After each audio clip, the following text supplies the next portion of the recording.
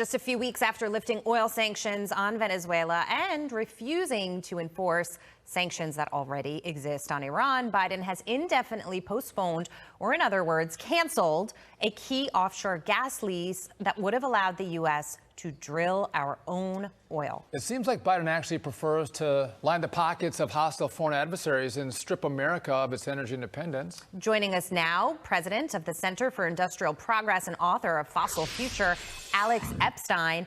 Alex, a lot of people are outraged about this, as they should be. Venezuela aside, the issues with Iran right now and what we're seeing in the Middle East, funding terrorism, attacking the Israelis, and it is the oil revenue that is allowing them to do that. It almost seems like he is throwing fuel on the fire here at home, yet he's defiant. He doesn't even care what people think.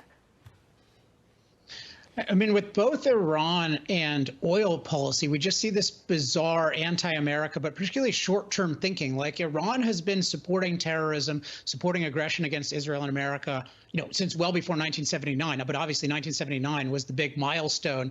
And we don't do anything about it. And we just wait for some disaster to happen, whether it's direct or indirect, in terms of their involvement in the recent attack. And at the same time, we have an oil industry that needs long-term support in terms of long-term freedom. And we're just always arbitrarily just shutting them down.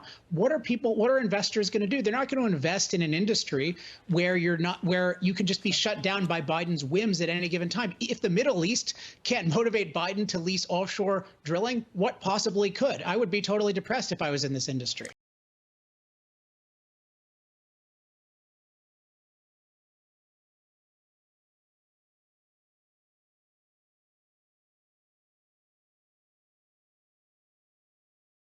Alex, it's frustrating because, if you want to make a transition and you're Joe Biden, you're like, listen, we want to go green. We want to be wind and solar.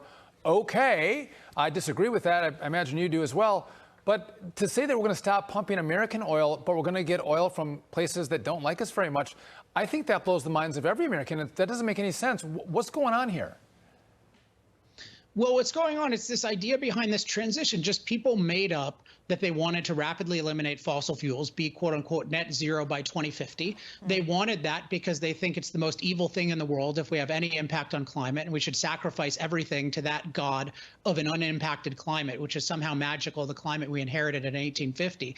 And so we're just going to destroy everything. And it's just this primitive religion that sacrificing everything again to this idea of let's not impact the climate. Like, who cares if we warm the climate a degree or two if we're all prosperous? We're still in a world where more people die of cold than from heat. So it's really a primitive anti-human religion that's driving him. And again, even the crisis in the Middle East can't get him to approve some oil drilling. Yeah, and by the way, I'll just remind everybody at home that our oil and gas, because we've invested in it, is the cleanest in the world. So you're actually putting dirty oil on the market from Venezuela and from Iran. So if your goal is climate change, I don't really get that. Meantime, Alex, there are people out there who are actually having climate anxiety. Can you imagine this? Well, that's nothing. A lot of them, unfortunately. It's nothing that an eighth of shrooms couldn't fix. So according to the Washington Post, those suffering from climate anxiety should try tripping out on psychedelics, because what's worse than a climate zealot with eco-anxiety than a climate zealot with eco-anxiety on acid, Alex? What say you about the stupidity here? Well, do you recommend shrooms? You recommended shrooms on our show? No, I recommend this is my solution to climate anxiety. Fossil Future right here. People can go to energytalkingpoints.com. But climate anxiety is a huge problem. I consider it global child abuse to make children afraid that the climate is going to destroy them in some near future, instead of recognizing that the Earth is better than ever and we're safer from climate than ever because we have a lot of energy and a lot of technology, all powered by fossil fuels. So yeah, we need to educate people, but they've created this climate anxiety crisis. But instead of correcting the thinking, which is what psychology professionals are supposed to do, they're just prescribing drugs. Yeah. I wonder if the next op-ed from Hunter is going to be, I had climate anxiety.